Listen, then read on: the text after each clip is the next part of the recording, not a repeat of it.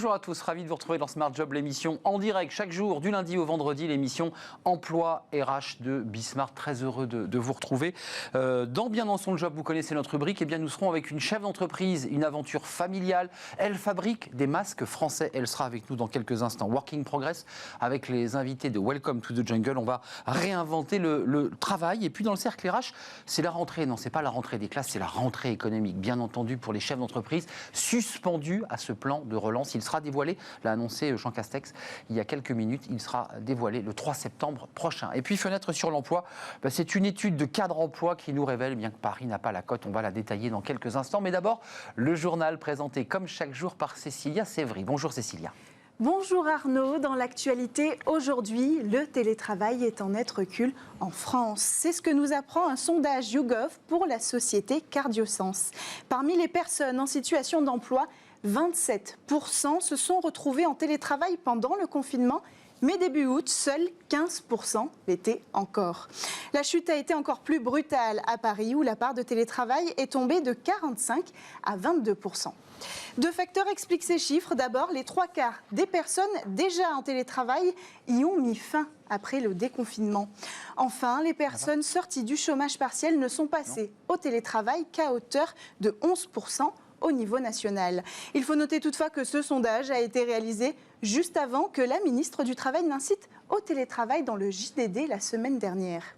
On passe à l'éducation. La revalorisation des enseignants se précise. Jean-Michel Blanquer devrait dégager entre 350 et 400 millions d'euros. Selon plusieurs sources, 500 millions étaient initialement prévus.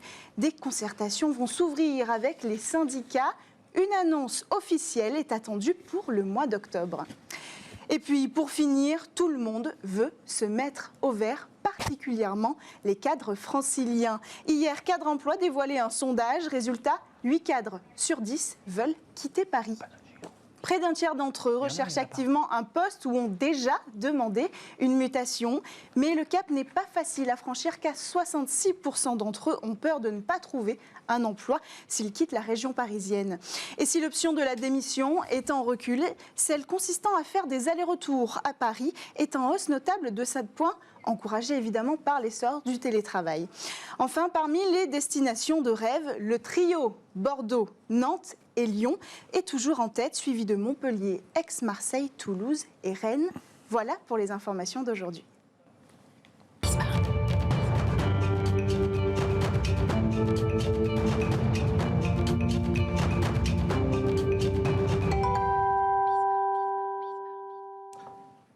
Tout de suite, notre rubrique Bien dans son job, on accueille Diane Deblic. Bonjour Diane, je suis très heureux de vous accueillir. Vous êtes la fondatrice des ateliers de la sellerie. La sellerie, c'est le cuir pour des voitures, pour des véhicules, pour l'art. Et puis vous avez créé Mon Masque Français, c'est votre marque. Mon Masque de France. Mon Masque de France, mais voilà, oui, j'ai commencé.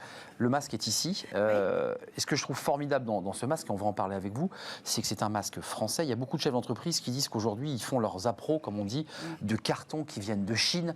Ils en achètent par millions. Vous allez essayer de lancer ce masque français. Pourquoi avoir décidé de lancer ce masque? Vous vous êtes dit, j'ai pas envie d'acheter en Chine? Je me suis surtout dit qu'il y avait une urgence parce que ça s'est créé pendant le confinement. Et pendant le confinement. Pendant le confinement. L'urgence, c'était tous les maires de France qui cherchaient désespérément des masques. C'est vrai. Pour les administrer parce qu'ils en ont la responsabilité, dans tous les sens du terme. Ils vous ont appelé? Ils ont appelé et c'est de là que c'est parti en fait. C'est votre fils qui vous mobilise. C'est ça. Il faut le dire. Ah, exactement. Il vient vous voir. C'est pas son métier, mais voilà. Voilà. Et il me dit, il faut que tu le fasses. Voilà, il faut créer. Il n'y a que toi qui peux créer une entreprise pendant le confinement et ça n'a pas été une mince affaire, mais ça s'est fait en exactement 21 jours. Donc c'est un peu un cas d'école. Réunir le tissu, trouver le tissu, trouver les machines. Déjà trouver le personnel. Trouver les machines, les faire venir d'Allemagne. Les machines de couture, c'est d'Allemagne, ça vient. Trouver le local, parce que moi, c'est pas dans les locaux. Vous ne pouvez pas le faire dans les locaux. Voilà. Faire tout ce qui est juridiquement obligatoire. Ça fait partie des choses administratives assez lourdes. C'est une entreprise à côté de l'entreprise. Absolument, c'est vraiment une entité à part entière. Voilà, respecter toutes les normes et faire ce qu'il faut. Et c'est vrai qu'on a enregistré des commandes avant même d'avoir le lieu et le personnel. Donc ça, c'est un engagement citoyen, très clairement. J'étais horrifiée des prix qu'on voyait sur des masques chinois jetables qui durent 4 heures, qui ne protègent pas grand-chose et qui coûtaient jusqu'à 3 €. Les maires m'appelaient en me disant 3 € l'unité, enfin, c'était délirant. Donc certains se faisaient de l'argent sur des masques de mauvaise qualité. C'est juste monstrueux. Et puis, c'est passé aussi des masques textiles qui étaient franchement pas acceptables. Et absolument, il y a une inflation. Il y avait une inflation d'ailleurs sur le tissu, sur les élastiques surtout. Mais on l'a fait cette émission sur le plateau ici, dans Smart Job. Il y a le côté Made in France. On vous sent très attaché à cela. Oui, fondamentalement. Et là, c'est pas du discours, c'est vraiment les discours, c'est bien, mais la réalité, c'est concret là. C'est très concret. Donc, quand on parle de relocalisation, c'est que les entreprises, les entrepreneurs qui vont décider de relocaliser ou pas. Mais la responsabilité, elle est clairement sur leur dos. Ils l'assument pleinement. Enfin, c'est comme ça depuis la nuit des temps. Et je pense que c'est pas prêt de s'arrêter. Quant aux chefs d'entreprise qui en ont marre d'ouvrir des cartons de Chine, il faut qu'ils prennent leurs responsabilités, qu'ils regardent ce qui se passe en France. Je suis aussi chef d'entreprise, donc je le dis parce que je le fais sur d'autres produits. Vous allez voir mon masque de France. Et pour acheter français. Après, il y a acheter français, puis après, il y a acheter la qualité. Ça, vous y tenez beaucoup, parce que ça, c'est l'effet Sellerie, c'est la qualité. Oui, et la qualité, elle est sur 2 choses. D'abord, si vous regardez ce masque, vous apercevez qu'il est parfaitement cousu. Parfaitement. Parce que les gens qu'on a recrutés sont des couturières qui étaient au chômage. Parce qu'en France, il y a plein de gens de talent qui sont au chômage. Il y a un double effet là, il y a une forme d'insertion aussi. Exactement, des gens qui ont un savoir-faire et qui le montrent aussi dans des masques. On ne fait pas que de la haute couture avec la couture, on peut aussi faire quelque chose de très je fais un défilé de mode de votre masque quand même, en même temps que vous parlez, c'est quand même pas rien, quoi. Et puis cette technologie antibactérienne, antivirale. Oui, ça, faut en parler, c'est intéressant. C'est fondamental puisque c'est une société suisse, Eik, qui a développé cette technologie. Ils sont spécialisés là-dedans, ils fournissent 200 marques dans le monde. Ça fait 15 ans qu'ils existent. Ils sont certifiés sur cette technologie textile antivirale, antibactérielle. Ils sont certifiés On trempe ISO. le masque dans ce bain. Et le groupe Albini, qui est le tisseur depuis le XVIIIe siècle, tisseur de métier ancestral, un groupe très important, a développé, lui, la technologie d'application de cette technique antibactérienne, antivirus, et les tissus de qualité sont trempés effectivement dans un bain dont les propriétés sont antivirales et bactériennes à base d'argent. Et qui permettent d'éliminer plus rapidement Entre 3 et 5 minutes, bactéries ou virus. Et donc, on a un masque qui n'est plus un masque barrière, mais qui est un masque bouclier, et qui, au bout de 30 lavages, pour ça, ramené au coût contact, au coût d'utilisation, c'est moins cher qu'un masque chinois. Les parents qui vont s'interroger pour la rentrée des classes auraient peut-être intérêt à s'intéresser à ce type de produit. Surtout qu'on a des versions taille enfant. On avait fait des versions parce que ça va être concret pour les familles. C'est très concret. Et on a essayé de choisir, du coup, des tissus initialement de qualité, dans des coloris qui peuvent aussi être, entre guillemets, agréables, puisque le masque est contraignant, c'est une réalité. Il est nécessaire, on le sait tous. Et donc, autant essayer de rendre, entre guillemets, agréable les teintes. Il y a 2 mois, vous imaginiez être lancé dans cette aventure. Il y a une vingtaine de salariés qui étaient des personnes, effectivement, vous le disiez, au chômage. L'entreprise se développe. Vous êtes en train d'être sur un plateau de télé pour en parler. Vous l'imaginiez, ça, que vous alliez faire des masques un jour ou... Non, j'ai imaginé que j'en faisais bénévolement, puisque dès que le confinement a commencé, dans notre région, on a fabriqué bénévolement avec nos équipes de la sellerie des masques en tissu. On a fait des appels aux dons de tissu. Il y a Mage qui nous a aidés. J'ai vu des marques très connues. Exactement. Qui nous ont fourni pour qu'on puisse fabriquer et distribuer bénévolement 2000 masques. Mais à un moment donné, le bénévolement à la limite financière en réalité. Bien sûr. Et puis, c'est pas avec 2000 masques que vous fournissez là, tout ce qui nous a été demandé. Vous avez une entreprise, vous avez toujours l'entreprise de sellerie, donc vous avez plus de travail parce qu'il faut organiser. J'ai aussi un centre de formation sur les métiers du cuir, donc voilà. Vous réussissez à tout organiser parce que là on ne sait pas quand va s'arrêter cette épidémie, tout le monde le sait, c'est une inquiétude d'ailleurs. C'est très très grande. Quel objectif vous êtes fixé pour cette entreprise ? L'objectif, c'est quand même une pérennité, la pérennité n'étant pas forcément liée au désastre de ce qu'est le Covid dans le monde. On ne mise pas sur les choses dramatiques. En revanche, avec cette technologie, ça me permet de miser sur cette pérennité. On est en train de développer des vêtements de travail. Pour notamment les infirmières. Là, en libéral, on travaille des personnes qui... Trempées dans le même bain. Exactement, avec les mêmes tissus. Et on va travailler avec certains hôpitaux qui veulent bien comprendre cette notion d'innovation et qui la comprennent aussi sur un plan financier. Oui, c'est la French Touch. On voit sur beaucoup d'autres secteurs où la France a une valeur ajoutée technologique. Bien sûr, voilà. C'est en ça que la pérennité peut exister. Parce que cette technologie, elle touche aussi la grippe. Il n'y a Oui, bien pas sûr, que le Covid. que le Covid. Donc, c'est ça qu'il y aura besoin, sous des formes très différentes. À nous d'être innovants sur les formes et pas se dire, oh là là, si l'épidémie s'arrête, c'est la fin du monde. C'est au contraire, il faut que cette épidémie s'arrête. Bien sûr. Pas quand, je ne suis pas médecin et je crois que même les médecins ont beaucoup de mal à estimer les choses. On ne le sait très pas. honnêtement, il faut être très humble par rapport à ça. Et ceux qui en parlent le mieux sont ceux qui disent, on ne sait pas, je crois. Très honnêtement, même dans le monde médical. Donc voilà, mais il y a des besoins et cette technologie permet de travailler des vêtements sous plein de formes. Donc à partir du moment où on a les ressources humaines qui savent faire, et l'organisation qui a été mise en Et les place, hommes, je le redis, les femmes. voilà, et qui ont été très courageux, parce que prendre un travail pendant le Covid, bien sûr, quand on est au chômage, et ils avaient tous besoin de travailler, mais ils l'ont fait. Il y avait un risque. C'était pas simple, et c'était pas simple au plan légal à organiser Oui. un Vous travail avez passé avec quelques les... coups de fil à la direction du travail, j'imagine, non Non. Non. Vous êtes débrouillé. Oui, par C'est contre, ça. la direction du travail peut venir, on est Elle peut bien, venir. bien aux normes, mais depuis le début. Elle est la bienvenue. Ne me Voilà. cherchez pas à vous piéger Non, par non, ailleurs. oh là, ok, je ne me sens pas piégée. Un aspect pratique pour les familles qui nous regardent, parce Oui. que la rentrée se prépare et je suis intimement convaincu qu'on prend sa calculette pour dire je vais acheter les masques. Il en faut 9,50 € TTC divisé par 30. par 30 lavages. Divisé par 30. Donc on est en dessous de 0,26. On est à peu près à 0, allez, on est entre 0,26 et 0,43 selon les types de modèles. Compte tenu qu'il faut 3 masques par jour, ce soir, Ah non, c'est pas le- du tout, parce Pas du que tout, là, d'accord. on n'est pas sur le 4 heures. de Non, non, mais délai. j'entends bien, mais quand on a un Le masque jetable, ce masque-là, le masque jetable, c'est toutes les 4 heures, théoriquement. Ce C'est que ça. personne ne fait d'ailleurs. celui-ci, on le garde Ça protège plus grand-chose. pour la journée. Vous le gardez et quand il est sale, vous le lavez. Et c'est garanti 30 lavages. Et au bout de 30 lavages, en fait, il devient un masque barrière normal puisqu'il est en tissu. Mais la technologie, c'est 30 lavages. Mon masque de France, Oui. voilà, je l'ai bien dit, parce que c'est une marque déposée avec des salariés qui se trouvent où d'ailleurs dans l'Aisne. Dans l'Aisne, à côté hein. de Soissons. À côté de Soissons. Voilà, on pense à ces salariés mais qui depuis plusieurs semaines maintenant font des masques Et qui sont fiers français de le faire. Ouais, et ils sont très heureux fiers. de faire des masques français. Merci Diane Debic, Merci. vous reviendrez parce que c'est intéressant de valoriser ces entreprises, vous créez de l'emploi. Merci. Merci d'être venu sur le plateau de Bien dans son job. On se retrouve évidemment dans quelques instants pour la suite de notre programme avec Working Progress.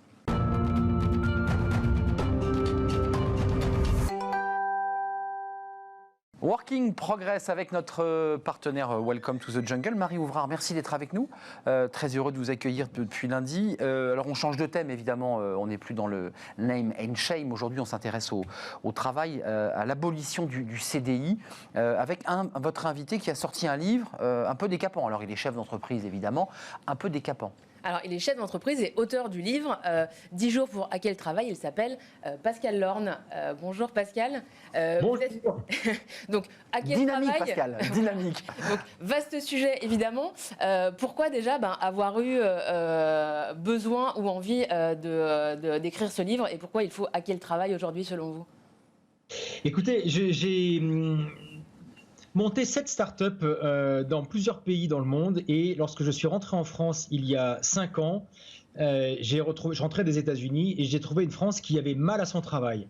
Et j'ai décidé d'essayer de trouver des solutions qui me semblaient un peu plus en adéquation avec le monde du travail d'aujourd'hui. En 5 ans, GoJob est devenu une entreprise qui est passée de 0 à 10 000 salariés intérimaires et qui fait travailler 250 entreprises par région, ce qui fait environ 1200 entreprises sur le territoire. Donc, GoJob, Sur ces 5 années, qu'est-ce que j'ai constaté? Au fil de ces 5 années, j'ai glané des informations et j'ai rencontré, alors pas ces 1250 chefs d'entreprise, je ne les connais pas tous par cœur, mais j'en connais beaucoup. Et pas ces 10 000 salariés, je ne les connais pas tous, mais j'en ai embauché beaucoup. Et j'ai collecté beaucoup d'informations sur l'état du travail en France. Et au fil de l'eau, j'ai commencé à prendre quelques notes. Et puis, à un moment donné, je me suis dit, bon, ben ça, il va falloir le partager parce qu'en fait, je pense que la France a mal à son travail et souffre de reconnaissance par rapport à la valeur travail. Et ça mériterait un petit peu de partager tous ces constats que j'ai faits sur le terrain. Alors, pour vous, justement, vous parlez beaucoup de la valeur travail. Pourquoi, selon vous, elle semble mise à mal aujourd'hui, cette valeur travail en France ? Bien, je trouve que aujourd'hui le travail n'est pas aussi bien valorisé que dans d'autres pays dans lesquels j'ai vécu, comme les États-Unis, l'Allemagne ou l'Asie. En France, vous voyez par exemple quelque chose qui est absolument extraordinaire, qui sont les RTT. Bon ben voilà, c'est récupération du temps de travail. Même dans la sémantique, on récupère comme si c'était du temps perdu. Donc je trouve que la sémantique souvent a tendance à porter le travail comme quelque chose de pénible qu'il faut récupérer, dont il faut s'affranchir, le faire le plus court possible, alors que le travail est une véritable source d'épanouissement. Quand on a du travail, on est épanoui, on est bien dans ses baskets, on se lève le matin, on a des objectifs, on travaille avec des équipes. Tous les travaux ne sont pas faciles, mais entre avoir un travail, même le plus difficile, et ne pas avoir de travail et rester chez soi, eh bien, il y a un monde en fait. Et le monde, c'est le monde de la dignité. Moi, ce que j'ai découvert, et je l'ai vécu dans mes tripes, puisque j'ai été, après avoir revendu mon entreprise précédente, sans travail pendant 2 ans. Alors, j'avais pas de problème financier car j'avais bien revendu mon entreprise, mais j'ai vécu dans mes tripes ce que c'est de ne pas avoir de travail. Et ne pas avoir de travail, c'est avoir le regard de ces enfants qui, le soir, lorsqu'ils rentrent de l'école, vous demandent « mais papa, qu'est-ce que tu as fait aujourd'hui de ta journée ?» C'est dans les dîners en ville, alors c'est quoi tes projets ? Ah ben j'en ai pas trop, mais en fait à quoi tu sers ? Et ce que j'ai expérimenté dans mes tripes, je l'ai vécu à travers ces 10 000 salariés à qui on a donné du boulot, à qui on a redonné de la dignité par le fait d'avoir du travail. Donc le travail, c'est pas uniquement travailler plus pour gagner plus, encore une sémantique qui réduit le travail à uniquement gagner de l'argent. Le travail, c'est quelque chose qui est fondamental pour la dignité de l'homme. Et c'est ça que j'ai voulu dire dans mon livre. Juste Pascal Lorne, d'un mot, le travail c'est la santé, on l'entend dans votre thèse, même quand le travail est douloureux, il est bon pour l'être humain. Comment on vous classerait, vous qui venez des États-Unis, ici en France ? Votre thèse est plutôt libérale, elle est plutôt émancipatrice, elle est plutôt radicale. Comment vous vous classez, vous ? Je suis inclassable, un peu iconoclaste, mais probablement, elle est moderne. Elle est moderne parce qu'aujourd'hui, l'Internet et les changements sociétaux font que la relation entre l'employeur et l'employé telle qu'elle avait été définie pendant les grandes périodes du capitalisme, il fallait mobiliser des capitaux et il fallait faire rentrer des gens dans des usines et les faire travailler avec leurs bras. Donc il y avait une ère pendant laquelle il y avait des travailleurs qui devaient s'unir ensemble et qu'on créait les syndicats pour arriver à défendre leurs droits face à des patrons plus capitalistes. Donc il y avait un peu une lutte des classes et c'était bien. Aujourd'hui, je pense qu'on sort de l'ère du capitalisme, dont je ne suis pas un ultralibéral, ultracapitaliste. Au contraire, je constate que cette ère-là est finie et qu'aujourd'hui, les gens veulent plus de liberté. Et on voit bien que l'auto-entrepreneuriat est une formidable représentation de cette aspiration à pouvoir gérer ses propres emplois du temps, à pouvoir gérer ses vacances sans avoir demandé à son employeur, et instaure une relation qui n'est plus une relation, on va dire, de servilité entre un employeur qui va décider de votre salaire, qui va décider de vos horaires, qui va décider de vos vacances, et un salarié qui va devoir obéir au pied à la lettre. Ben donc voilà, on rentre dans une relation qui est beaucoup plus... et je ne veux pas dire libéral parce que vous allez me dire que je suis un libéral, beaucoup plus, on va dire, émancipé. Ouais, c'est pour ça que j'ai parlé d'émancipé. Émancipatrice du travail. Et d'ailleurs, une des mesures donc, que vous évoquez dans votre livre, une des 10 idées, c'est l'abolition du CDI. Pour vous, quelles sont un peu les limites de ce contrat aujourd'hui ? Ça va un peu dans le sens de ce que vous étiez en train de dire, mais pourquoi est-ce qu'il faudrait reconsidérer ce contrat-là ? La France est un des rares pays dans lequel il y a un contrat à durée indéterminée. Or, nous savons tous que le CDI s'arrête toujours à un moment. Peut-être qu'il dure 1 an, 2 ans, 10 ans, 20 ans ou 30 ans, mais il finit toujours par s'arrêter, soit à l'initiative de l'employeur, soit de l'employé. Et malheureusement, le CDI a créé une sorte de caste. Ceux qui ont un CDI ont droit à l'accès à l'emprunt bancaire, ont droit à louer des maisons plus facilement, et ceux qui n'en ont pas, eh bien finalement, les CDD, ceux qui sont d'intérim, les freelance, les indépendants, etc., n'ont pas accès à tous ces facilités bancaires. Donc ça crée une véritable notion de caste qui a 2 effets qui sont vraiment néfastes. L'un, c'est que quand on est dans la caste, on n'a plus envie d'en sortir, donc forcément, on va un petit peu moins écouter son cœur et ses aspirations à changer parce qu'on ne veut pas perdre cette participation à la caste. Donc je pense qu'en fait, c'est des machines à fabriquer des gens aigris qui ne restent dans leur travail uniquement parce qu'ils ont peur de sortir de ce statut-là et de prendre des risques pour aller vers des aspirations d'autres emplois. Et puis l'autre effet négatif, c'est celui que je disais, c'est que quand on n'est pas dans la caste, on n'a pas accès aux privilèges des autres. Un contrat unique qui regrouperait intérim, CDD, CDI, avec les mêmes protections que le CDI. Attention, je ne suis pas en train de dire qu'il faut enlever les protections. Donc ça veut dire qu'il faut qu'il y ait de la protection sociale, il faut qu'il y ait des droits chômage qui soient activables facilement, mais il faudrait arriver à réunir ça dans un seul contrat pour arriver à ce que tout le monde soit sur le même pied d'égalité et puisse arriver à être beaucoup plus émancipé dans sa relation au travail. Et alors justement, ces mesures-là, donc évidemment l'abolition du CDI c'en est une, mais il y en a d'autres que vous proposez. C'est le rôle de qui? C'est l'affaire de qui? Des entreprises, du gouvernement ou peut-être de nous tous aujourd'hui? Ben, je pense que c'est l'affaire de tous. Je déplore, et c'est pour ça que j'ai écrit ce livre, je déplore que les grands patrons de l'époque, on va dire, des Michelin ou autres, ou qui était une époque pendant laquelle les patrons s'emparaient du discours politique dans le sens animation de la cité, pas politique politicien, et osaient faire des propositions de changements sociétaux. Et je déplore que depuis des années, finalement, les grands patrons se sont complètement désengagés de la chose politique. Et donc ce livre, c'est un peu un appel à tout le monde, aux salariés, à lire ce livre et à dire, ben oui, il y a des choses avec lesquelles je suis d'accord, d'autres peut-être pas d'accord, mais oui, ça fait sens. C'est un appel aux patrons à réfléchir un peu différemment dans leurs relations émancipées du travail. Et c'est un appel également aux journalistes et à nos gouvernants, aux femmes et aux hommes politiques qui nous gouvernent, à regarder les choses d'une manière beaucoup moins crispée et beaucoup plus émancipée à nouveau. Donc voilà, c'est un Merci Pascal. bouteille à la mer pour que tout le monde se saisisse de cette vraie valeur travail qui ramène de la dignité auprès de tout le monde. Passionnant, dynamique, auteur de 10 jours pour hacker le travail. Pascal Lorne, entrepreneur, fondateur, on l'a entendu, de cette agence GoJob, une agence d'intérim en ligne. Voilà pour le message que nous a fait passer Pascal Lorne, juste pour lui dire quand même qu'aujourd'hui ce sont les universités d'été du MEDEF et qu'il parle de démocratie, ça mettra de l'eau au moulin de Pascal. Évidemment, la démocratie qui concerne aussi le monde de l'entreprise. Travailler demain, mais c'est dans une poignée de secondes et on découvre notre prochain invité.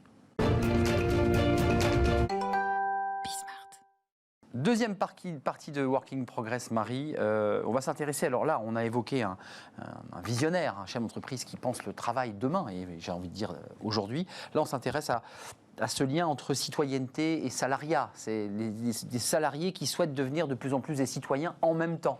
Oui, c'est ça. Et puis aussi qui souhaitent aussi s'engager, entreprendre au sein d'entreprises ou en créant de nouvelles. C'est pour ça que Ticket for Change est là pour les accompagner. Donc Ticket for Change, c'est une nouvelle école qui existe depuis plusieurs années, qui propose une formation et un accompagnement pour les personnes qui seraient dans le désir de proposer de nouveaux projets. Et votre invité, donc Notre invité, c'est Joséphine Boucher, qui est cofondatrice donc du coup et CEO de Ticket for Change. Et qui va...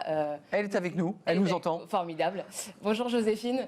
Bonjour. Est-ce que peut-être vous pouvez commencer par nous expliquer exactement quelle est la mission de Ticket for Change et ce que vous faites aujourd'hui? Oui, bien sûr.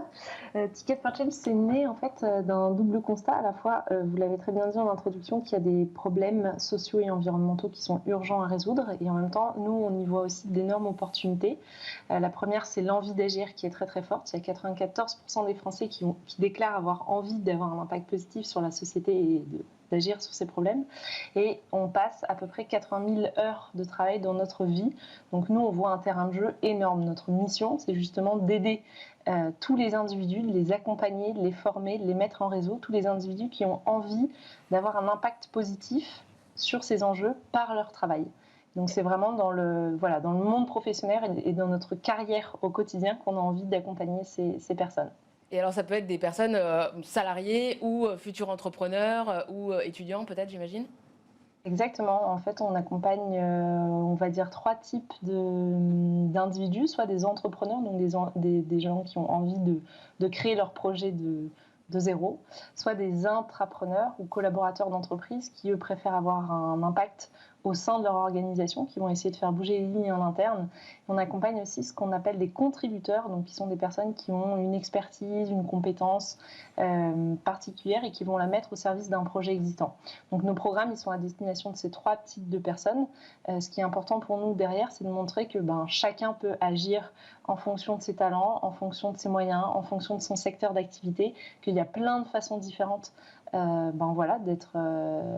d'être utile et d'avoir un impact positif par son travail. Et il n'y a pas que de l'entrepreneuriat. Et alors, votre école ne dispense pas une formation classique, mais des expériences transformatrices. Est-ce que vous pouvez nous expliquer un petit peu concrètement à quoi ça ressemble ? On parle d'expérience transformatrice parce que la conviction qu'on a, c'est qu'on ne peut pas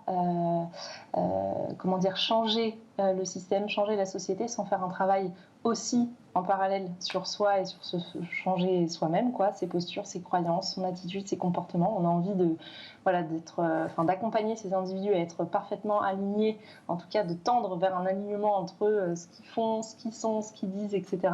Nos pédagogies qui sont développées depuis 6 ans, sur lesquelles on expérimente et on améliore en continu, sur lesquelles on se fait accompagner par des experts, elles sont au croisement de plein de disciplines, l'entrepreneuriat, l'innovation classique, l'économie sociale et solidaire, le social business, la psychologie, l'intelligence collective, le mouvement aussi, la danse est super important. Donc on essaye comme ça de croiser plein de disciplines pour accompagner au mieux les personnes et essayer de créer un déclic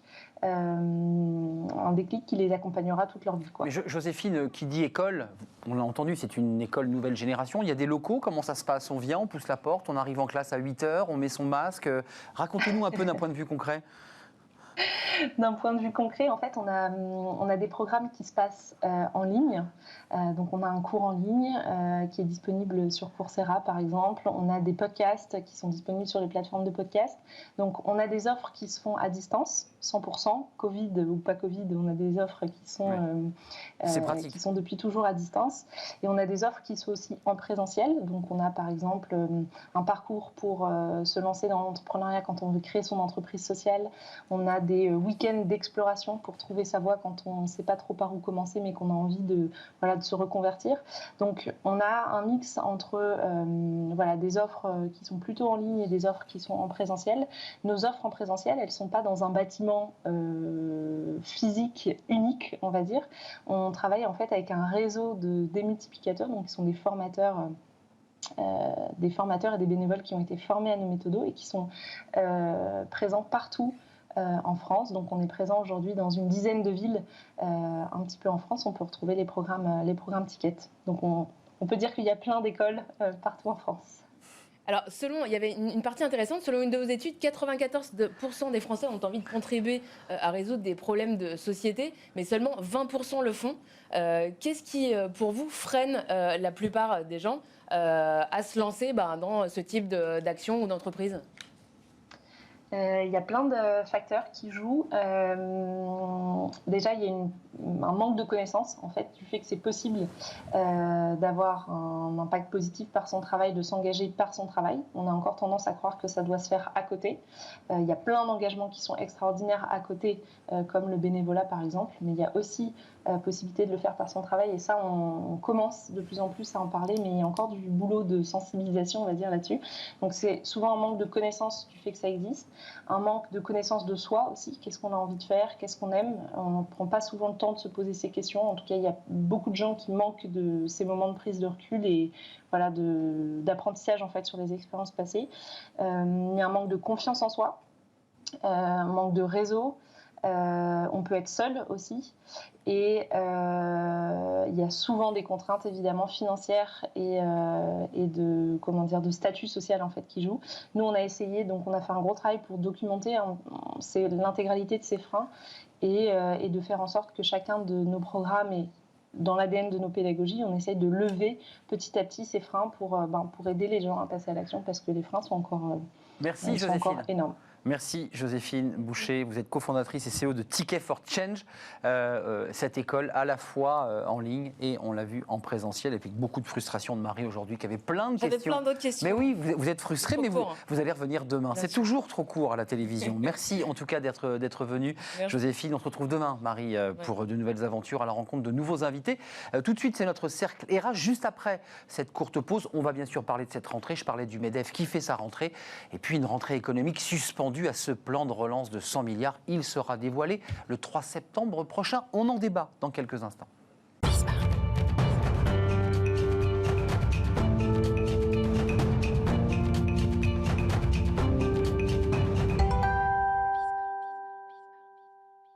Le cercle RH avec mes invités, je vous les présente dans quelques instants. On s'intéresse à ce plan de relance. Alors, il a été repoussé d'une semaine du 25 août au 3 septembre. 3 septembre, ça a été dévoilé aujourd'hui par Jean Castex, le Premier ministre. On va en parler, c'est 100 milliards d'euros avec une partie pour la solidarité, une partie pour l'écologie.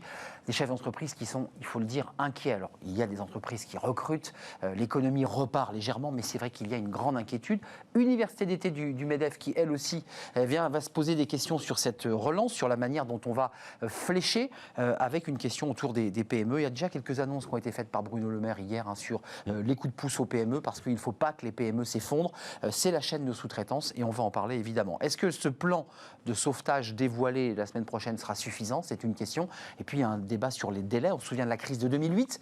Elle est totalement disruptive, cette crise du Covid. On va faire le point avec mes invités. Benoît Serre est avec moi, un habitué de l'émission, vice-président de l'Association nationale des DRH, senior consultant au BCG, le Boston Consulting Group, et ancien DRH de la Massif et de Leroy Merlin. Jean-Michel Garrigue, merci d'être avec nous, directeur associé en charge des RH et du développement chez BLB Associés. Vous-même, ancien DRH dans plusieurs secteurs, dont le secteur des médias. Merci d'être là. Et puis Bertrand Martineau, merci d'être avec nous. Bonjour. Très heureux de vous accueillir. Directeur du Conseil en formation et développement des compétences chez CIACI Saint-Honoré. Alors on se souvient de vous à travers des livres qui avaient fait grand bruit 2014. Ça avait été le prix Turgot sur Inverser la courbe. Vous avez été le conseiller de Nicolas Sarkozy 2008-2009, conseiller social. Et vous avez souvent des mots, une vision sur cette question du chômage. Vous aviez écrit en 2014 justement sur cette question du chômage. J'ai envie de poser une question abrupte. Les chefs d'entreprise attendent ce plan de relance. Avant même d'avoir les annonces, ça sera le 3 septembre, est-ce que le gouvernement a fait les bons choix? Est-ce qu'il a utilisé les bons leviers pour permettre à notre économie de relever la tête? Oui, en gros, il a utilisé à peu près tous les outils qu'on pouvait utiliser dans un contexte qui n'est pas celui de 2009, où il n'y a, semble-t-il, à peu près aucune limite à la dépense publique. Alors, à court terme, c'est vrai. Bon, à plus long terme, le débat, il va y avoir débat. Je pense qu'on rentre dans des difficultés financières. C'est une question. Et peut-être monétaire dans quelques années. Oui, mais aujourd'hui, c'est open bar, on va dire. C'est ça, open bar. Donc, dans un contexte où on est open bar, ce qui n'était pas le cas en 2009. Vous avez rappelé qu'en 2009, j'avais participé aux décisions sur les politiques de l'emploi. On était sous contrainte budgétaire. C'est-à-dire qu'il y a eu un plan de relance déjà à l'époque qui était beaucoup plus faible, oui, qui est logique puisque la crise était de bien moindre ampleur et les risques de destruction d'emplois étaient de moindre ampleur. Mais il y avait une contrainte budgétaire malgré tout. Là, aujourd'hui, il n'y a d'une certaine manière pas de contrainte budgétaire. C'est-à-dire qu'on annonce 100 milliards, mais ça pourrait être 150 ou 200. C'est vrai, oui, fait, ou 95. Enfin, je veux dire, voilà. On n'est pas... En 2009, on comptait quand même aux centaines de millions près. Là, l'échelle semble être quand même 10 milliards, le pas de décision politique. Donc, dans un contexte où il semble y avoir profusion d'argent public, l'État a effectivement joué sur tous les leviers qu'il fallait. Bon, un chômage partiel... Alors, particulièrement généreux à la fois pour les salariés, mais pour les employeurs. On nationalise l'emploi, là. Alors, on nationalise l'emploi, oui. Donc une partie du salariat, en fait, est payée sur fonds publics. Il y a effectivement des mesures sociales de soutien à la demande assez fortes. Il y a aussi des soutiens du côté de l'offre. On annonce des baisses d'impôts, notamment les impôts de réduction. C'est exactement ce qu'il faut faire. Il faudrait peut-être même encore aller plus loin. Mais en gros, tout a été fait. Alors, cela étant, si on en revient aux politiques de l'emploi et de la formation, on ne peut pas non plus tout attendre des politiques de l'emploi. C'est-à-dire que les politiques de l'emploi sont efficaces, même en y mettant beaucoup d'argent, à peu près à la marge. C'est-à-dire que vous pouvez amoindrir le choc, avoir des amortisseurs sociaux, économiques, mais vous ne pouvez pas éviter le choc, évidemment. Quel est votre point de vue sur cette crise? Vous avez, je dirais, des contacts par vos activités respectives et vos expériences respectives avec des entreprises, des grandes entreprises. Elles abordent cette question, et cette question de la rentrée, dans quel état d'esprit? Il y a de l'inquiétude, il y a du volontarisme. Geoffroy de Roux de Bézieux l'annonce pour cette ouverture des universités en disant « mais nous, on y va, on veut continuer à avancer, on y croit ». Il y a un petit côté comme ça, méthode Coué, on se dit « voilà, on y croit, on avance ». Oui, en fait, les entreprises aujourd'hui... il ne faut pas perdre de vue deux choses. C'est que le plan de relance, on va voir ce que ça va donner, mais enfin, c'est quand même les entreprises qui créent des emplois et de l'activité. C'est pas le plan de relance. Le plan de relance, il aide certaines à passer un cap. C'est le premier point. Le second point, c'est que ça fait quand même des années qu'en France, c'est pas les grands groupes qui créent des emplois, mais les PME.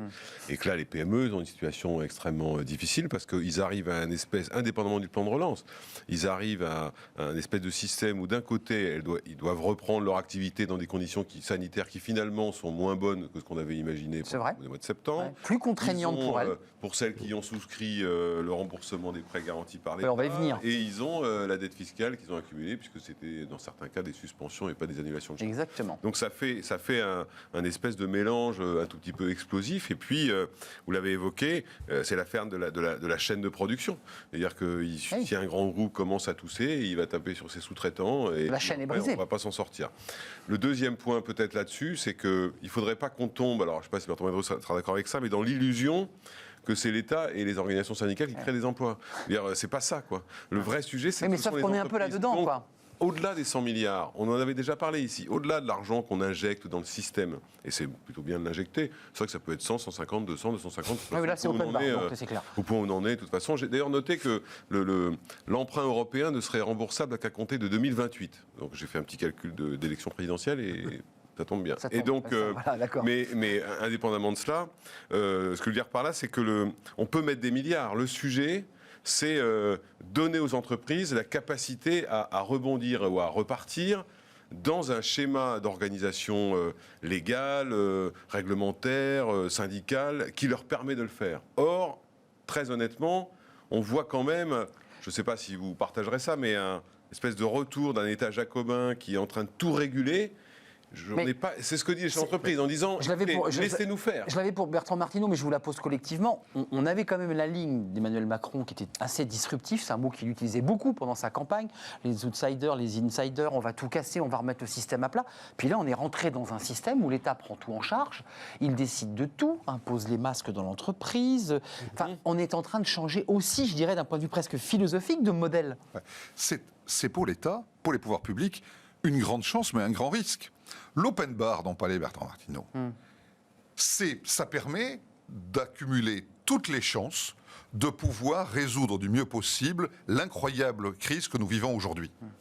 Mais là où c'est un risque, c'est que comme cet open bar, si ça ne marche pas, on le reprochera forcément au pouvoir public, puisque par définition, aujourd'hui, on a 100 milliards, plus la quote-part pour la France. Plus 115 milliards de plans de prêts de PGE, ce qui est quand même pas, là on est déjà à 215.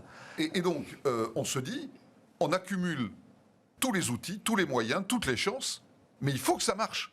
Si ça ne marche pas, on ne pourra pas se retrancher, comme le font souvent les pouvoirs publics, derrière l'argument selon lequel on n'a pas eu assez d'argent. Les contraintes budgétaires font que l'on ne peut pas engager assez de moyens dans la défense d'un plan. Aujourd'hui, vraiment, on a l'impression que les milliards, on jongle avec, comme jamais ça n'a été le cas depuis 50 ans dans la politique économique et monétaire française. C'est troublant même d'ailleurs. Donc on se dit, il faut que ça réussisse. Si ça ne réussit pas, ce sera très dangereux, effectivement, à la fois pour l'État d'un point de vue économique, mais aussi d'un point de vue politique. Mais je me tourne vers vous parce que vous avez conseillé un président pendant une période de crise majeure 2008-2009. Vous nous disiez qu'elle était moins importante que celle qu'on traverse aujourd'hui. Comment vous vous situez par rapport aux politiques menées par l'État et par le gouvernement d'Emmanuel Macron? Parce que c'est vrai que là, il mène une politique, je le redis et je reprends les mots de Benoît Serre, très jacobine finalement. C'est une sorte de disruption à l'envers là. Oui, alors, je rejoins tout ce qui a été dit. Depuis 2017, on avait quand même un État assez jacobin déjà. Donc il a libéralisé un certain nombre de choses, effectivement, notamment en matière de droit du travail. Il y a quand même beaucoup de choses qui ont été faites et qui vont peut-être en partie, enfin à la marge, et je suis très prudent, éviter une catastrophe absolue sur le front de l'emploi. En tout cas, on a des marges de manœuvre de flexibilité interne dans les entreprises qu'on n'avait pas en 2008. Donc on est plutôt là dans un schéma un peu plus à l'allemande pour caricaturer qu'en 2008, où l'ajustement s'est fait quand même essentiellement via des ajustements externes, c'est-à-dire Suppression d'emplois, évidemment, intérim, CDD, etc. Et puis un peu des PSE. Donc il y a eu un mouvement de libéralisation, on va dire, à partir de 2017. Enfin, en termes réglementaires et en termes de prise de décision, on avait déjà un État jacobin. Alors, à tort ou à raison, donc je pense que la France est jacobine. L'État avait un certain nombre de raisons. En l'occurrence, il a réformé à la hussarde l'assurance chômage, la formation professionnelle, le droit du travail, en passant sur tous les corps intermédiaires. Alors, ça permet d'aller beaucoup plus vite parce que on dit que c'était pour répondre aux exigences européennes. Enfin, non, pas du tout. Non, il fallait le faire. Les réformes du droit du travail n'ont pas été n'ont pas été faits pour des questions européennes. Donc, c'est juste que si on voulait réformer dans ce pays, c'est pas avec la CGT probablement qu'on pouvait le faire. Donc, il est allé à la hussarde avec en partie de bonnes raisons. Il a voulu réformer l'assurance chômage qui était malade depuis de très nombreuses années. Bon, par exemple. Donc, il y avait déjà cette tentation jacobine. Là, effectivement, on est dans une situation où... alors, on nous parle très vaguement de décentralisation. Bon, je rappelle que c'est les régions qui ont normalement la compétence de matière de développement économique. On parle beaucoup de territoire, vous avez vu depuis la région Castex, c'est tous les jours. Non, mais bien sûr. Non, mais il y a un effet de com', il y a un effet d'image.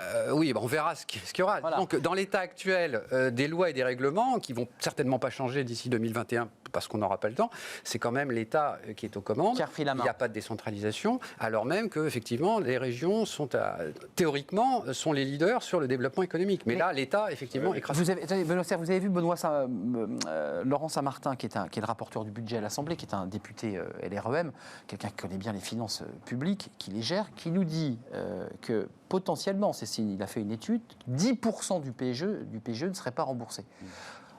On crée une deuxième dette, c'est-à-dire une dette bancaire, une dette à l'égard de la BPI. Il y a cette dette-là, il y a aussi toutes les reports d'impôts et de taxation, notamment sur les entreprises, qui ne seront jamais payés. Et là, c'est des dizaines de milliards aussi. Donc, parce qu'on parle des dépenses, mais en fait, il y a aussi un moindre recette. En fait, l'ajustement, il se fait plus sur les moindres recettes que sur les hausses de dépenses. Ça, c'est inquiétant, malgré tout. Là, c'est le côté État. En fait, on voit bien que le système est en train de se dérégler fortement, et or, on répond... souvent avec des outils assez classiques. En fait, le sujet il est totalement décalé par rapport à ce qu'on imaginait. Et sur le plan de la décentralisation, c'était intéressant de voir une forme d'incohérence entre le discours et l'acte. Si vous vous souvenez, lorsque le président de la République a fait son discours de sortie de confinement, il a eu une phrase où il disait « tout ne peut pas se décider à Paris ».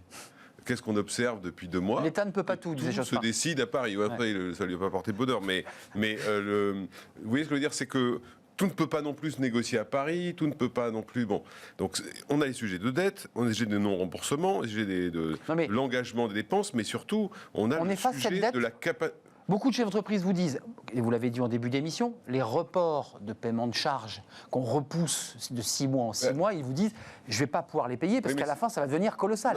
J'aurai les charges de l'année plus celles de 2020. Mais c'est une affaire de la politique du gouvernement depuis le début, qui a fait un choix qui était très honorable, qui était de dire, on préfère l'emploi au déficit. Et donc, si demain, des PME ont le choix entre disparaître, donc supprimer les emplois qu'elles ont, ou rembourser et creuser, probablement... on trouvera un moyen de faire en sorte qu'ils puissent garder les emplois. Mais à la fin des fins, il va bien falloir rembourser un jour tous ces milliards qui tombent, parce qu'on compte les milliards, les 100 milliards, les 115 de PGE. Tout ce qui a déjà été engagé avant. Bien sûr. Parce que les 100 milliards, ça vient en plus du chômage partiel, de tout ce qui était... 2 milliards pour la culture, non, Jean Castex. 3 même d'ailleurs. 3 milliards, pardon.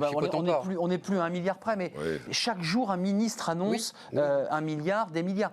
Qu'est-ce que vous dites des entreprises avec lesquelles vous travaillez? Est-ce qu'il y a, malgré ce plan qui se veut être un énorme canadaire financier, qui arrose très large, est-ce qu'il y a quand même de l'inquiétude sur le marché, sur la façon dont les consommateurs vont même reprendre l'envie de consommer? Parce que c'est un vrai sujet, ça. S'il me le permet, je vais rebondir sur Benoît, bien sûr. parce que un point qui est très important pour l'entreprise, c'est qu'au-delà des annonces, du côté du terrain, c'est la rapidité, la souplesse, la flexibilité qui est extrêmement importante. Entre les annonces des pouvoirs publics, qui, comme le dit Benoît, sont pour partie tout à fait légitimes et partent d'une idée de privilégier l'emploi, l'économie, l'entreprise au déficit et à la solidité financière de la France. Ce qui est très important, c'est de pouvoir immédiatement mettre les moyens alloués dans les mains des entreprises, notamment des PME, comme le rappelait Benoît, qui constituent non seulement l'essentiel de l'emploi, mais l'essentiel des créations d'emplois. Or, vous voyez partout, les PME qui se plaignent, à juste titre, du fait que entre l'annonce Il y a toujours un décalage. et l'obtention des sommes correspondantes, il faut respecter des démarches administratives, remplir des dossiers très lourdes, qui prennent plusieurs mois. C'est pour ça que beaucoup disent il faut donner automatiquement, quitte à contrôler après, C'est vrai. plutôt On que l'entend. de remplir des dossiers. Autre exemple, pour évoquer, vous avez évoqué tout à l'heure l'histoire des entreprises et de l'adaptation à l'évolution de la pandémie. Tout le monde annonce une reprise dans des conditions différentes de la pandémie, C'est anxiogène quand même, Voilà. hein, c'est un climat qui n'est pas favorable. Et on dit aujourd'hui aux entreprises le contraire de ce qu'on leur a dit il y a 3 semaines. Bien sûr. Notamment au niveau du port des masques. Et on leur dit, adaptez-vous. Et payer les masques, pareil. Et on a eu ces jours-ci une première décision de justice d'une entreprise qui dit, voilà, j'ai un plan en 3 étapes. D'abord télétravail pendant le confinement et après. Ensuite, reprise partielle à effectif réduit, puis reprise très importante. Annonce, accord des corps intermédiaires, comme vous disiez, des syndicats, des IRP, des représentants du personnel. Eh bien, un jugement vient de dire, ah non, l'entreprise doit demander l'accord des représentants du personnel pour chacune des phases du plan. Donc, l'entreprise disait, il faut que je modifie mon plan par rapport aux nouvelles instructions des pouvoirs publics sur le port des masques obligatoire. Eh bien, il faut qu'il reprenne la totalité de son plan. Et il en a donc pour, allez, on va dire, 3 mois de discussion. Donc c'est la lenteur aussi du dialogue social qu'il faut réinventer. Est-ce qu'on est dans un, Bertrand Martineau, c'est important dans un plan de relance ou un plan de sauvetage? Parce que là, c'est annoncé par le gouvernement comme la relance, c'est un mot positif, on relance.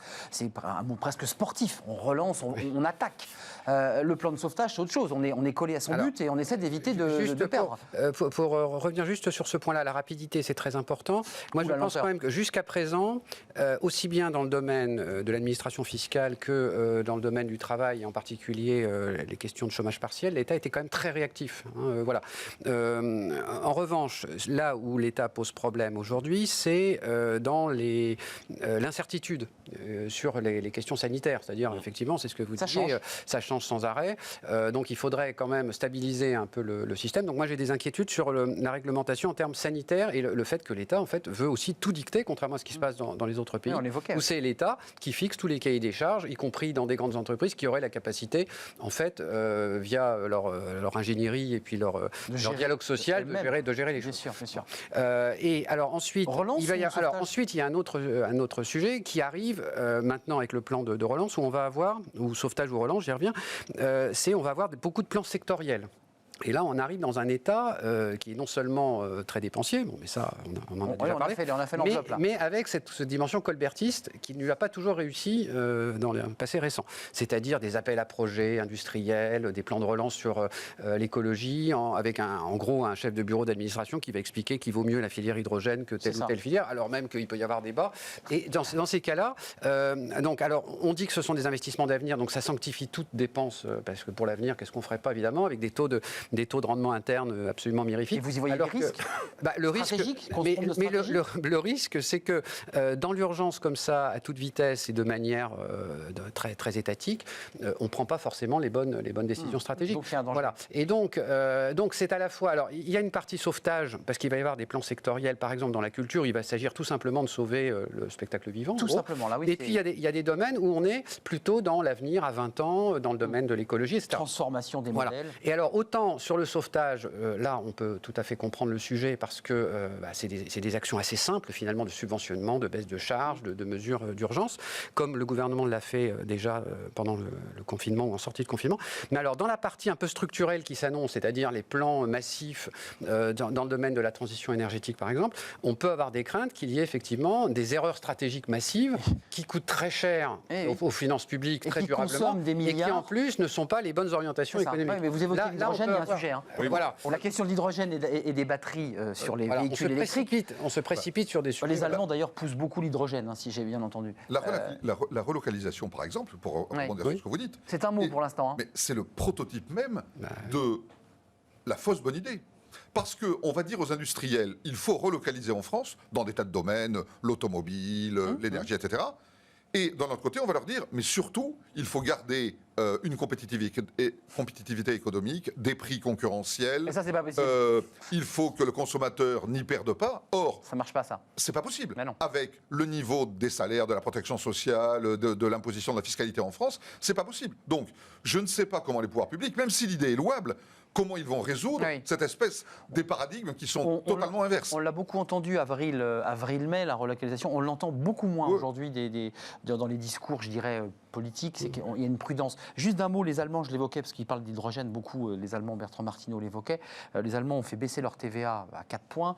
Nous, on n'y touche pas à cette TVA. Alors, il y a la politique de l'offre, mais il y a aussi la politique de la demande. C'est-à-dire après tout, il faut que le consommateur ait envie de consommer. Il a beaucoup thésaurisé le consommateur. Il y a des milliards en caisse. L'obstacle aujourd'hui à la consommation, c'est pas les prix. Donc il ne s'agit pas de baisser les prix de quelques points via de la TVA qui d'ailleurs est un très bon impôt. Non, pas du tout. Si la demande est faible, c'est pour l'incertitude et l'explosion du chômage. Donc on thésaurise. Oui. Évidemment, c'est pas parce que les prix ont augmenté. Donc les Allemands, les prix sont pas très flambants. Ils ne sont pas flambants, mais les Allemands font un choix de baisse de TVA. C'est leur choix. Oui, je ne pense pas que ce soit le bon choix. Bon, alors par ailleurs, en France, vu le niveau des importations, une baisse de TVA bénéficierait surtout aux importations. Oui. Donc c'est pour ça qu'on ne touche pas. À hauteur de 40 ou 50%. Benoît Serre, mot de la fin. Non, c'est vrai que la question sauvetage ou relance, le point que soulève Bertrand Martineau et le point central, c'est l'incertitude.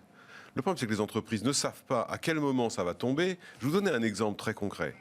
2 exemples même. 3 semaines avant le nouveau protocole sanitaire des entreprises, on nous a annoncé l'allègement du protocole sanitaire des écoles. Donc vous vous dites, ça va suivre. Finalement, non, on a pris le chemin inverse. C'est l'inverse. Et après, ce qui m'a frappé, mais j'ai vu que ça avait un peu changé, et je finirai par cela, c'est-à-dire que dès que la ministre du Travail a annoncé le nouveau protocole, qu'est-ce qu'elle a dit juste derrière? Et on va renforcer les contrôles. C'est-à-dire qu'elle part du principe de la défiance. Alors qu'aujourd'hui, je peux vous dire, et Jean-Michel sera d'accord avec moi, dans les entreprises, le sujet, c'est restaurer la confiance. Oui. Restaurer la confiance entre les collaborateurs, restaurer la confiance vis-à-vis de l'avenir, restaurer la confiance dans l'entreprise. Et on a un État très jacobin qui nous dit, alors, attention, on vous fixe des règles, mais en plus, on vous contrôle. Oui, on infantilise un peu, si je peux me permettre. Je trouve qu'il aurait été plus intéressant, les entreprises ont prouvé leur capacité à s'adapter et à être responsables depuis des mois, de laisser les entreprises continuer à gérer parce que leur objectif c'est redémarrer plutôt que partir sur le contrôle tout de suite. J'ai noté la semaine dernière qu'Elisabeth Borne avait dit non mais les contrôles, mais on va d'abord faire confiance aux entreprises. Elle a un petit peu rétropédalé. Elle a un peu rétropédalé, mais c'est quand même curieux comme positionnement d'entrée de jeu. A posteriori, a priori on ne fait pas confiance. Voilà, d'entrée de jeu, c'est exactement ce que Jean-Michel expliquait tout à l'heure. D'entrée de jeu, a priori on est défiant et nous l'État on va vous dire comment il faut faire. Mais vous reviendrez nous commenter le fameux plan de relance ou de sauvetage. Enfin en tout cas il est baptisé plan de relance, ça sera le 3 septembre prochain, décalé d'une semaine. Je l'évoquais. Merci à Bertrand Martineau, vous êtes directeur du Conseil en formation et développement chez CIACI Saint-Honoré. Merci d'avoir fait un détour par le plateau de Smart Job. Merci à Jean-Michel Garrigue et Benoît Serre qui viennent régulièrement dans notre émission et c'est toujours un plaisir. Vous revenez quand vous voulez, évidemment, Bertrand Martineau, à condition qu'on vous invite, bien entendu. Oui. Voilà, c'est la fin de notre... évidemment, c'est une logique. C'est un peu la condition. C'est la fin du cercle RH. Tout de suite, c'est fenêtre sur l'emploi. Justement, on parle des chiffres de l'emploi avec une étude intéressante de Cadre Emploi où les cadres n'aiment plus Paris. Bah oui, on en parle.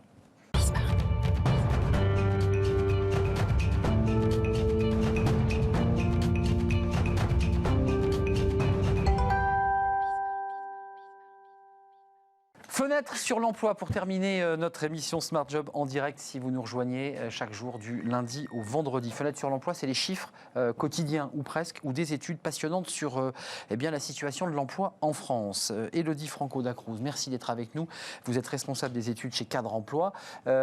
Étude qui vient de sortir, qui est très commentée, c'est, on va le dire de manière générique, les cadres en ont ras-le-bol de l'Île-de-France et de Paris. Ils veulent partir. On va voir tout de suite, on va les commenter avec vous, les villes plébiscitées par les cadres. Oui, parce qu'il y a quelques villes qui attirent plus les cadres. Regardez, ça commence par une ville qu'on aime bien et que les Français aiment bien si nous réussissons à voir cette petite animation. C'est Bordeaux. Tout à fait. Je le fais de tête, vous avez vu, je ne l'ai pas. Voilà, on le voit. C'est Bordeaux, Nantes. C'est un peu un tiercé que je suis en train de faire. Lyon. Et Montpellier. Aix-Marseille, qui sont d'ailleurs des villes qui ont un TGV. Tout à fait. Comment vous expliquez cette envie accentuée, parce que vous venez régulièrement sur notre plateau, et régulièrement, Cadre Emploi nous dit les cadres, voilà, ils veulent partir dans des métropoles, mais plus à Paris. Comment vous l'expliquez? Alors, ça fait déjà 8 ans qu'on mène cette étude-là sur les villes préférées des cadres parisiens. Donc, chaque année, on remarque qu'il y a une volonté très forte de la part des cadres de souhaiter quitter Paris. Donc, cette année, ils sont 83% à déclarer encore vouloir quitter la capitale. Et cette volonté-là, elle a d'autant plus été renforcée par le confinement et tous les événements récents qu'on a vécus, comme la grève en décembre, par exemple, qui a encore plus exacerbé les points de tension et les points d'insatisfaction qu'ils ont en vivant à Paris. C'est pour ça qu'ils souhaitent alors on va le voir, partir en métropole. Alors j'avais dit on va défoncer une porte ouverte, mais on va voir les éléments que citent les personnes qui ont été interrogées par Cadre Emploi. Bon, c'est assez simple, pollution, stress, embouteillage. Ça, c'est le trio de tête. Tout à fait. Ils n'en peuvent plus de ça. Et ils voudraient avoir un cadre de vie un peu plus confortable. Il n'y a pas un peu de fantasme, parce que quand on va à Bordeaux, ça bouchonne un peu sur la rocade. Pas que sur, je suis bordelais, pas que sur la rocade. Voilà, nous sommes d'accord. Non, il y a un peu l'idée comme ça. C'est pas mal non Et plus. Nantes, Même ça... si je suis pas nantais. Voilà, moi je suis pas nantais, mais ça bouchonne aussi. Il y a un peu de fantasme comme ça chez les cadres. Alors encore une fois, il y a... Ça leur fait du bien. Il y a ce qu'ils souhaitent et il y a la réalité. Alors évidemment, on a toujours l'impression que l'herbe est plus verte ailleurs. Dans les faits, même si 83% déclarent souhaiter quitter Paris, on sait très bien que finalement 83% des cadres ne quitteront pas Paris. Même si cette année, avec les récents événements, on a remarqué que cette volonté était renforcée et qu'ils étaient de plus en plus nombreux à être dans une démarche active. Donc beaucoup ont commencé déjà à chercher un poste, passent des entretiens, ou alors certains ont même demandé des mutations à leur entreprise. Du moins pour ceux qui ont la chance d'avoir une grande entreprise. Tout à fait, de travailler dans une entreprise qui a une antenne locale, ou bien qui tout simplement est ouverte au sujet de la mutation. Alors les cadres, ça intéresse évidemment Benoît Serre et Jean-Michel Garrigue. Les cadres dans votre étude ne sont pas très contents. C'est que moi j'avais le sentiment que les cadres étaient plutôt satisfaits de leur situation, sur le plan de la rémunération, sur le plan de leur cadre de vie professionnelle. On va voir là dans les chiffres que vous dévoilez dans cette étude là, de rentrée. C'est pas flamboyant parce qu'il n'y en a que 6% qui se disent satisfaits. Oui. 40 se très disent satisfaits, plutôt très satisfaits, absolument. 40 sont plutôt satisfaits. 38 peu satisfaits et 16 pas du tout. Oui. Donc quand on accumule les deux items, ça fait une majorité de 4. Qu'est-ce qui se passe? Pourquoi les 4 ne sont pas satisfaits? Tout ça, c'est encore une fois, comme ce que vous disiez tout à l'heure, expliqué par le fait que Paris, ce soit une ville qui est stressante. On a aussi un coût de la vie qui est extrêmement élevé, qui de plus en plus devient un point de frustration pour les cadres. On a aussi les temps de transport qui exaspèrent, si je puis dire.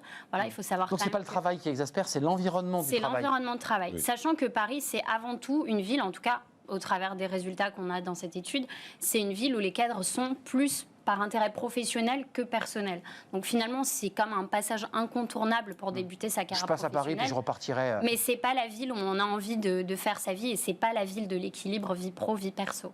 Prochaine étude, vous le faites à espace régulier, vous êtes déjà venu nous en parler? Cette étude-là, on l'a fait tous les ans et elle est diffusée tous les ans à la même période. Là les personnes interrogées avant de nous quitter ont été interrogées pendant le Covid ou avant, après? C'est quoi le... Avant, elles ont été interrogées en juillet, donc juste après la période de confinement. D'accord, donc à la sortie de période de confinement. Oui, peut-être qu'ils étaient groggy aussi. Il y a un effet d'aubaine aussi. Oui, un effet d'aubaine, groggy par une situation qui n'était pas simple. Merci Elodie Franco-Dacruz, responsable des études chez Cadre Emploi. Vous reviendrez nous voir évidemment régulièrement Cadre Emploi et sur notre plateau pour nous éclairer sur ces chiffres. Merci à mes deux invités de débat qui m'ont accompagné pour terminer cette émission. Merci à vous qui nous regardez. Merci aux équipes techniques et à Fanny Griesmer. On se retrouve demain évidemment pour une nouvelle émission en direct à 10h. Restez fidèles à nos programmes. À demain.